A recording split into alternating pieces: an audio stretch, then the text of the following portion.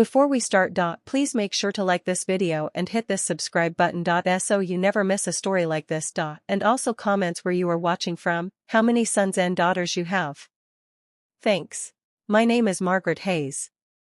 I'm 60 years old, and if life has taught me anything, it's that respect is not something you beg for, it's something you demand. And the day you stop demanding it is the day people start stepping all over you. I never thought the person grinding the heel of his shoe into my dignity would be my own husband. But there I was, in the middle of my living room on my own birthday, staring at him across a table full of cake crumbs and untouched champagne. It started with one comment. One sharp little jab disguised as just a joke. "Margaret, really? That's the dress you chose?" Robert's voice rang out across the room, slicing through the chatter like a cold wind. "You look like you're wearing one of your grandmother's curtains." The laughter that followed wasn't loud, but it was enough. A few smirks, a couple of side glances, and I knew what it was, the kind of group amusement that feeds off someone else's humiliation. And he didn't stop there. "And she wonders why I never take her out dancing anymore," he added, leaning back in his chair as if he were some late-night talk show host and I was the comedy act.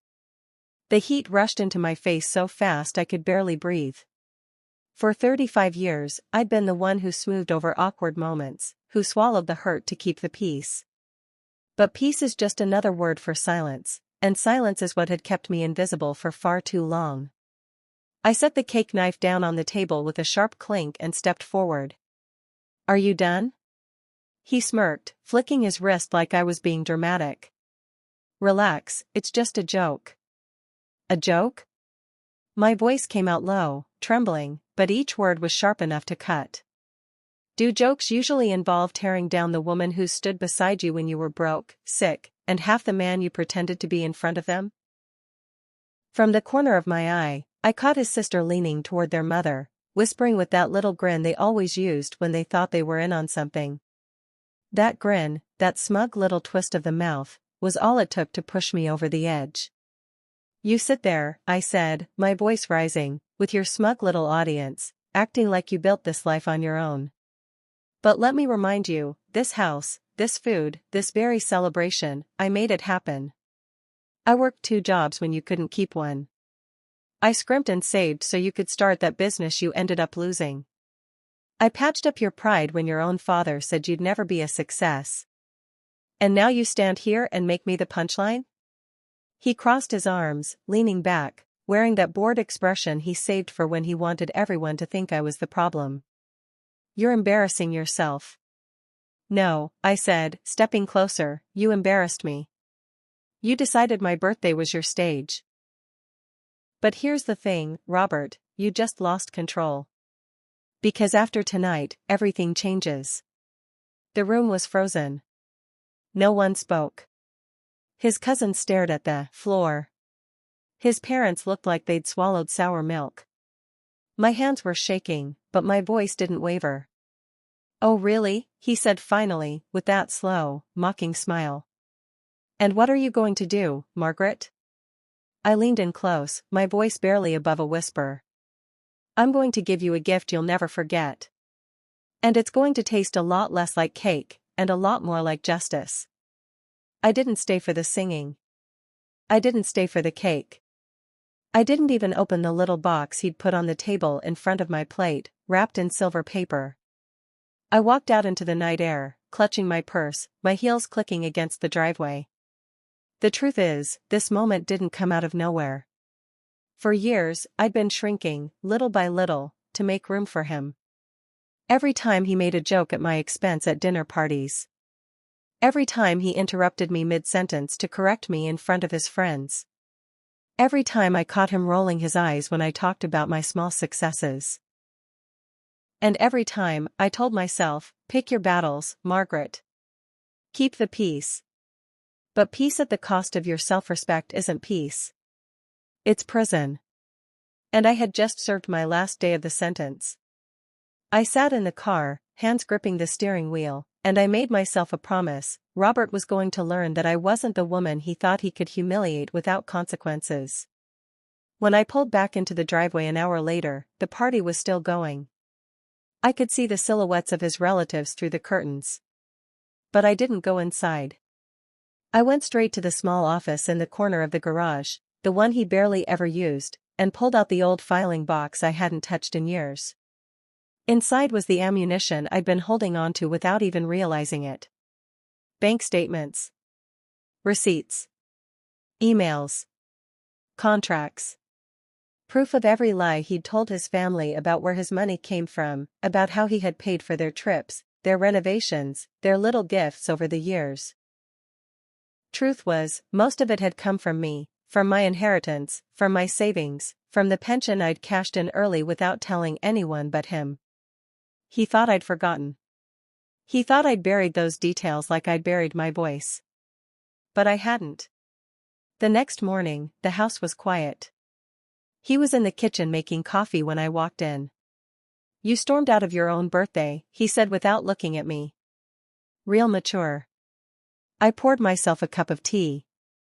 "Better than staying and being the fool you made me out to be." He laughed under his breath. "You really can't take a joke, can you?" I set my mug down so hard the ceramic rattled against the counter. A joke is funny when everyone laughs, not when it's at one person's expense. He finally looked at me then, his eyes narrowed. "What's your problem, Margaret? Are you going through some kind of late-life crisis?" I met his stare and smiled, not a warm smile, but the kind of smile that says you have no idea what's coming. "No, Robert. I'm just finally wide awake." He frowned. "And what's that supposed to mean?" "It means your gift is on its way. I just hope you're ready when it gets here." I left him standing in the kitchen, his coffee halfway to his lips. I could feel his eyes on my back, but I didn't turn around. Because I already knew, the real party hadn't even started yet. That night was the night Margaret Hayes died as the quiet, obedient wife. And in her place stood a woman ready to take back every ounce of respect she'd been denied. And if Robert thought humiliating me in front of his family was funny, well, he was about to find out just how loud a 60-year-old woman could laugh when she finally got the last word. I woke up the next morning with the kind of clarity I hadn't felt in years. My hand still remembered the way that cake knife felt, cold and solid, when I'd set it down before walking out of my own birthday. But this time I wasn't gripping it to serve anyone else. This time I was going to carve my own ending. Robert was still asleep when I got dressed. For 35 years, I had moved quietly around him in the mornings, letting him sleep in while I started the coffee, ironing his shirts, leaving his toast on the counter. Not today. Today I left without a word. I drove to the little diner on 8th Street, the one where the waitresses know my name and never ask questions. I ordered black coffee and eggs, opened my notebook, and began writing. It wasn't a grocery list. It wasn't chores. It was my battle plan. Step 1, gather every piece of proof. The bank statements. The receipts. The emails I'd printed. The loan agreements he'd made with his brother that were actually withdrawals from my inheritance. The records of him using my credit cards for business expenses, expenses that had nothing to do with business and everything to do with impressing other women. Step 2, line up my allies. This wasn't going to be some screaming match in the living room. I wanted witnesses. And I wanted those witnesses to be the same people who had laughed at me last night. Step 3, pick the perfect moment. The moment when his guard would be lowest, when his ego would be highest. Because humiliation is a two-edged sword, and the deeper it cuts, the longer the scar. I closed the notebook and took a sip of my coffee, feeling the slow burn in my chest. This wasn't just about payback. It was about taking back the voice I'd given up the day I said I do and kept saying yes for the next 35 years. When I got home, Robert was in the living room, feet up on the coffee table, scrolling through his phone. "Where were you?" he asked without looking up. "Out," I said, walking past him. "Out where?" I stopped in the doorway and turned to face him. "Do you ask because you care, or because you're afraid?" His head snapped up, a frown creasing his forehead. "What's that supposed to mean?" It means you should start paying attention, Robert. You might learn something. His eyes narrowed. Are you still sulking about last night? I almost laughed. Sulking? No, dear. Sulking is when you pout in private. What I'm doing, you'll see. I left him sitting there, muttering under his breath, and went to the garage. I pulled out the filing box and carried it upstairs to the spare bedroom. One by one, I spread the papers out on the bed. Bank records, printouts, screenshots, even photographs of receipts I'd taken before he could accidentally misplace them. It was all there. The real story behind every generous act he'd bragged about to his family. That time he paid for his sister's wedding? My savings. The trip to Hawaii for his parents' anniversary? My cashed-out retirement fund. The down payment on his cousin's restaurant? A loan I'd taken against my life insurance policy. They thought he was a hero. They thought I was lucky to have him. And the worst part? I had let them believe it. Not anymore. That afternoon, I called his sister, Helen. She was the kind of woman who could smell gossip from 3 blocks away. Helen, I said sweetly, I'm thinking of hosting a little dinner next Saturday. Something to make up for the unpleasantness at my birthday. Bring the whole family. Oh, well, she said, her voice dripping with false sympathy. Robert didn't mean anything by it. You know how he jokes. Yes, I said, smiling to myself, I do know. That's why I want everyone here. So we can all share a few laughs together. She agreed instantly, no doubt already thinking about what she'd wear and what she might overhear. Good. She'd be in the front row when the curtain came down. For the next few days, I played the part. I cooked dinner. I asked him about his day. I even laughed at his little quips, though my laugh was hollow. All the while, I was making copies, organizing files, preparing the moment that would turn the tables. On Friday night, the day before my make-up dinner, Robert came into the kitchen while I was washing dishes. You're being different, he said, leaning against the counter. Different how? Quieter. Smiling more. I don't know. It's weird. I set down the dish towel and looked him in the eye. Maybe I'm just happy, Robert. He raised an eyebrow. Happy about what? About the fact that people always get what they deserve in the end. He chuckled, shaking his head. You're a strange woman, Margaret. And you're about to find out just how strange. Saturday came. The house smelled of roast chicken and garlic bread. The table was set with the good china, the wine glasses gleaming. Robert was in high spirits, moving from guest to guest, making sure everyone had a drink, telling stories about his latest deals and upcoming projects. Helen sat across from me, eyes darting around, clearly waiting for some drama. She didn't know she was about to get more than she'd bargained for. When everyone had filled their plates and the noise of silverware clinking against china filled the air, I stood. Before we start, I said, smiling, I want to thank Robert for being such a generous man.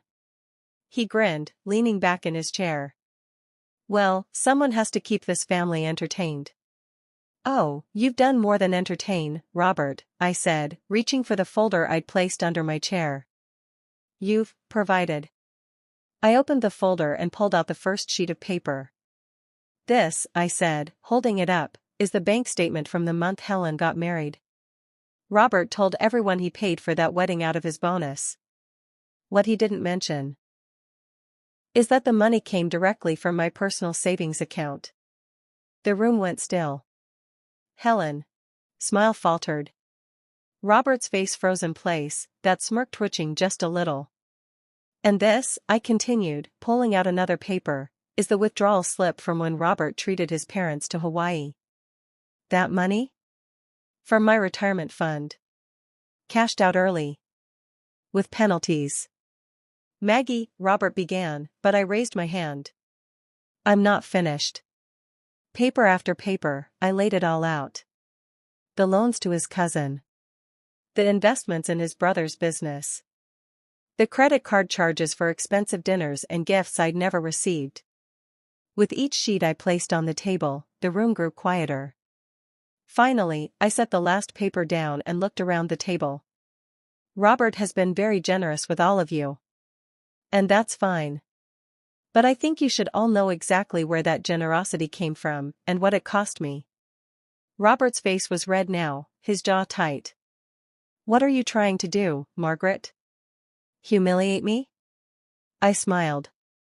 No, Robert. I'm just giving you a gift. The truth. The silence that followed was heavier than anything I'd felt in years. Helen wouldn't meet my eyes. His parents stared down at their plates. Robert pushed his chair back and stood, but for once, he didn't have a snappy comeback. And in that moment, I realized something: revenge wasn't about shouting the loudest or making the deepest cut. It was about pulling back the curtain and letting the world see exactly what had been hiding there all along. And the best part?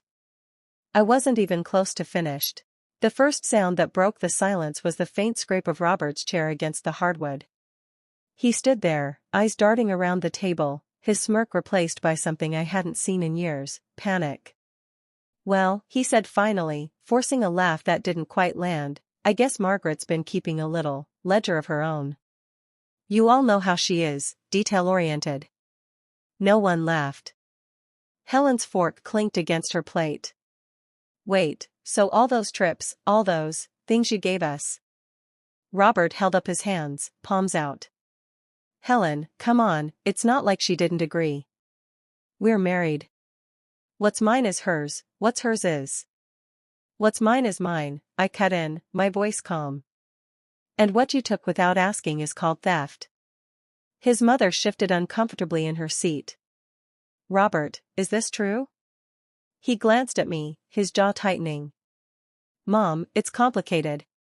It's simple, I said, sliding the last document across the table toward her. Read it. She looked down, her eyes scanning the page. I could see the exact moment the realization hit her. Her lips pressed into a thin line, her shoulders sagged. She handed it back without a word. Robert's father cleared his throat. Son, I thought you said you got a promotion that year. That's how you paid for Hawaii.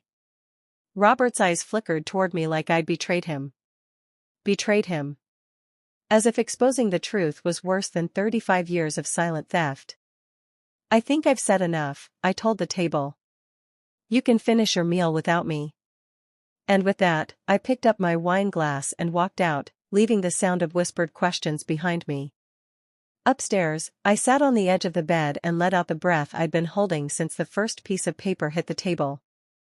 My hands were trembling, not from fear anymore, but from release.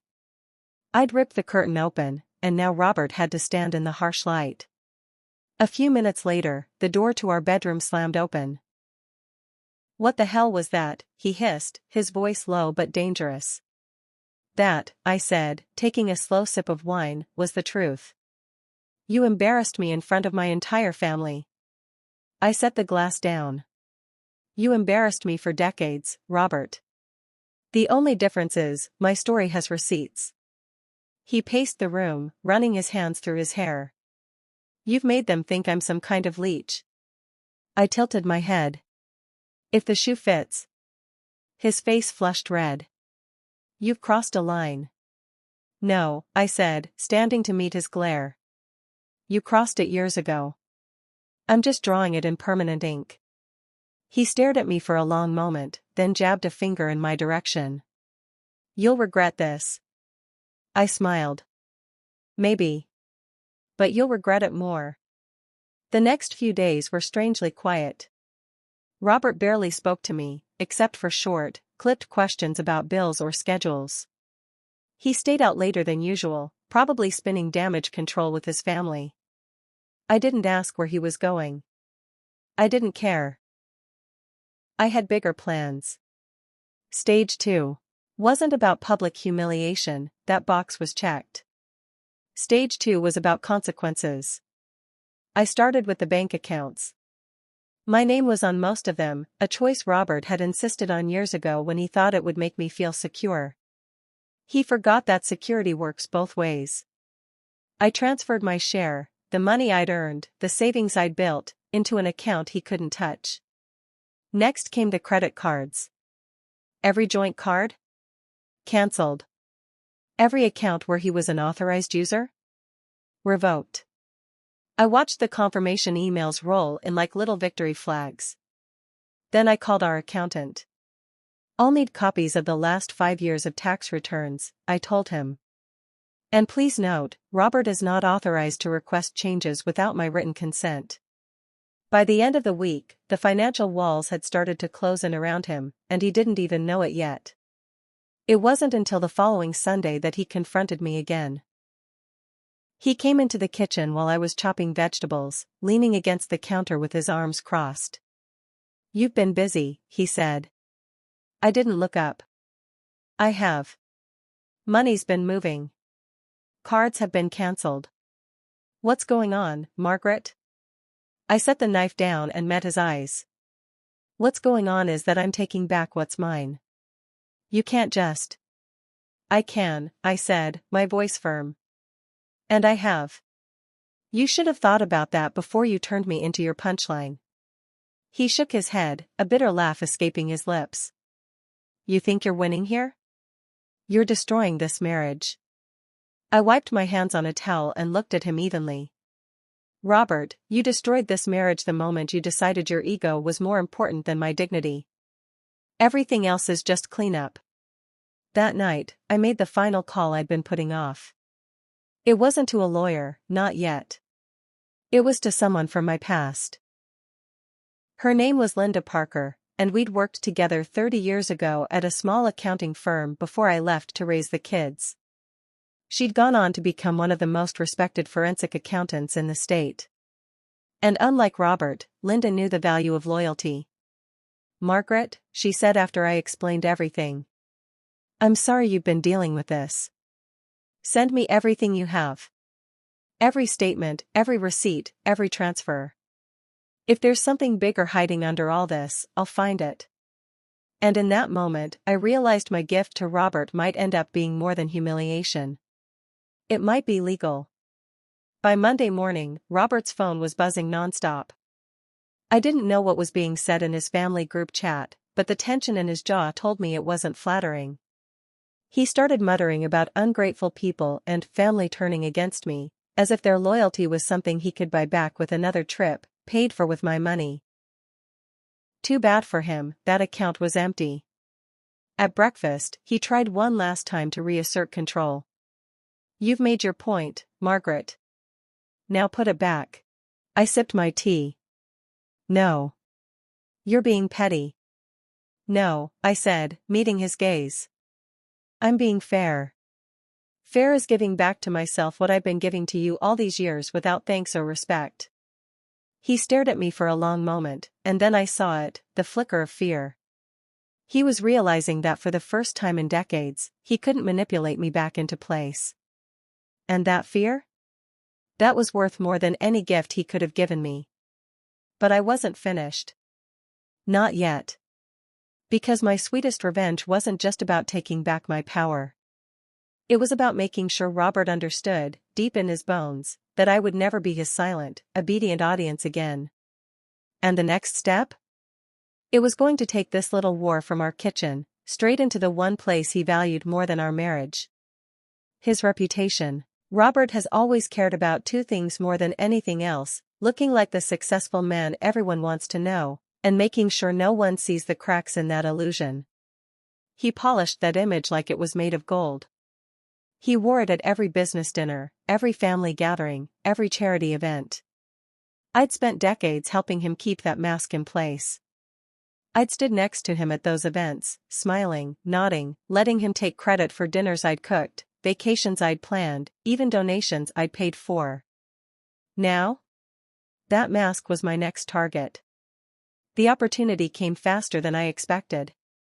On Wednesday morning, I got a call from a woman named Denise, the wife of one of Robert's business associates. She'd been at the makeup dinner I hosted last week. "I hope you don't mind me calling," she said cautiously, "but I have to ask, was what you said about the Hawaii trip true?" Every word, I said. There was a pause. Then, I think you should know something. Robert's been telling people at the club that he covered our last charity fundraiser expenses. I saw the paperwork. The check was in your name.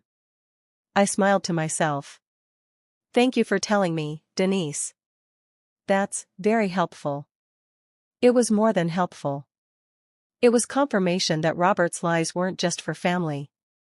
They were the foundation of his business relationships, too. And that meant I could collapse them with the right push. That afternoon, I called Linda, my old friend and the forensic accountant I'd reconnected with. How's the digging going? I asked. Linda chuckled. Oh, Margaret. Your husband's been busy. There are transfers from your joint accounts to his so-called business fund that don't match any declared expenses. And some of those business dinners? Well, let's just say they weren't with clients. The words landed like a stone in my chest. I'd always suspected there might be more, dinners with clients who wore too much perfume and never showed up in invoices. But hearing it confirmed still made my stomach turn. I can have a preliminary report ready in a week, Linda said. And Margaret, you could take him apart with this. I thought about the last 35 years, about every laugh at my expense, every sacrifice I'd made without thanks, every time I'd been made to feel small so he could stand taller. Yes, I said quietly. That's exactly what I plan to do. I didn't wait for the report to make my next move. On Thursday, I walked into the country club where Robert liked to hold court at the bar, telling exaggerated stories about his deals and accomplishments. I didn't even bother to hide my arrival, I wanted him to see me. He spotted me immediately, his expression flickering from surprise to annoyance. Margaret, he said, coming over, what are you doing here?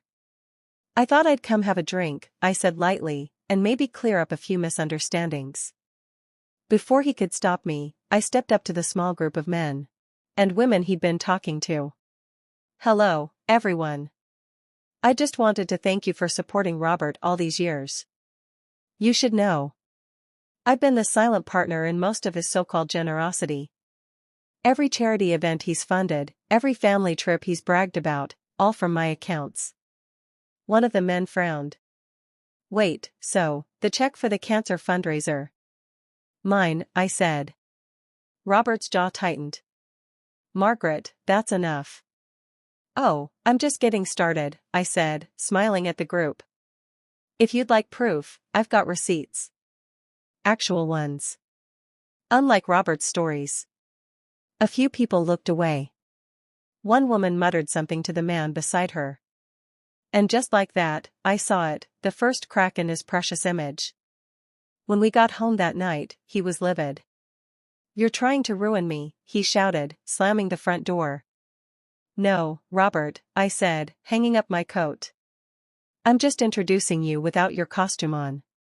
This is my career, Margaret. My reputation. I looked him dead in the eye. Funny. You didn't seem to care about my reputation when you called me a joke in front of your entire family. His nostrils flared, his voice lowering to a growl. You're going to regret this. I stepped closer, my voice calm but cold. The only thing I regret is letting you believe I'd stay quiet forever. By Friday, the whispers had started. Denise called again to tell me that Robert's business partner had questions about certain expense reports. Helen, his sister, texted me asking what was really going on because Robert wouldn't answer her calls. And when I went to the grocery store, a woman I barely knew leaned over her cart and said, "You're the one who caught her husband lying, right? Good for you." Robert had always thrived on being the man everyone admired. Now? He was becoming the man people pitted, or worse, doubted. That night, as he sat in the living room scrolling through his phone, I could hear the faint buzz of incoming messages. He kept sighing, muttering under his breath. You seem tense, I said from the doorway. He looked up, his glare sharp enough to cut glass. You've poisoned them against me. No, I said. You did that yourself. I just stopped hiding the evidence. His eyes narrowed. What do you want from me, Margaret? I took a slow breath. I want you to know what it feels like to be small. To have your worth questioned. To realize you can't charm or bully your way out of the truth. And then what? He asked bitterly. Then, I said, I want to see if you can live without the applause. But the real blow was still coming. Linda's report was almost ready, and when it landed, it wouldn't just tarnish Robert's reputation, it could end it. Business-wise. Socially. Even legally. And the timing? Perfect. Next Saturday was the annual gala Robert had been bragging about for months. He'd told everyone he was going to make a big announcement about his latest success. I was going to make sure that the announcement came from me. The night of the gala felt almost cinematic. The ballroom glittered with gold accents, the air buzzing with expensive perfume and the low hum of polite laughter. The chandeliers threw light over rows of elegantly dressed guests, the same people who had spent years nodding along to Robert's stories. I'd dressed deliberately. A deep emerald gown, sleek hair, diamond earrings Robert once gave me for our 20th anniversary.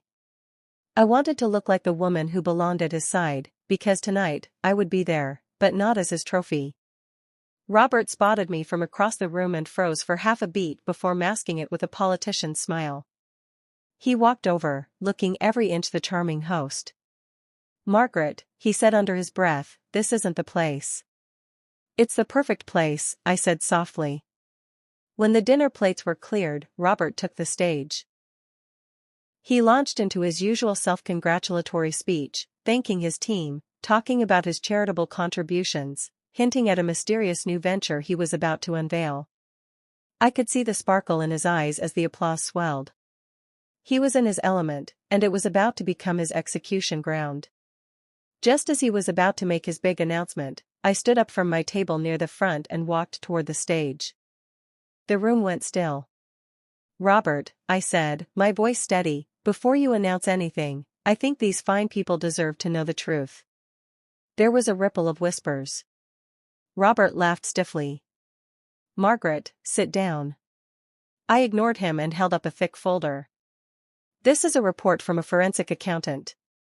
It details every misused dollar, every fake expense, every personal charity Robert claimed credit for using my money. And that's not even the worst part.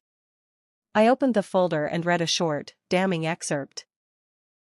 Multiple transactions labeled as client dinners were in fact payments for personal entertainment, including hotel stays and luxury gifts, for women who were not me. A sharp intake of breath swept the room. Someone actually gasped. Robert's face drained of color. Margaret, this is slander. It's evidence, I said, holding up the signed verification from Linda. Every page backed by receipts, statements, and dates. You've built your reputation on my money and my silence. Tonight, the silence ends. I stepped aside and handed the folder to Robert's business partner, who was already on his feet looking grim. I suggest you read it before you invest another cent, I told him. For a long moment, no one moved. Then, like a dam breaking, the room erupted, whispers, people pulling out their phones, some standing and walking out. The applause Robert had been chasing his whole life had been replaced by a soundtrack of suspicion. Robert just stood there, gripping the microphone, his mouth opening and closing like he couldn't find the right script. For once, there was no story to spin, no joke to deflect with. He looked small. And I felt nothing but relief. I didn't wait for the fallout. I walked out of that ballroom with my head high, the train of my gown sweeping behind me. Outside, the cool night air felt like freedom. I knew by morning, calls would be made, partnerships dissolved, invitations rescinded. Robert's mask was gone, and there was no putting it back together. But the best part? I wasn't sticking around to watch him scramble. I had already moved my share of the assets into an account with my name only, thanks to Linda's guidance. I'd booked a trip, first class, of course, to Italy for the next month. As the valet pulled up with my car, I glanced back at the glowing ballroom windows one last time. 35 years I'd stood beside that man, holding him up.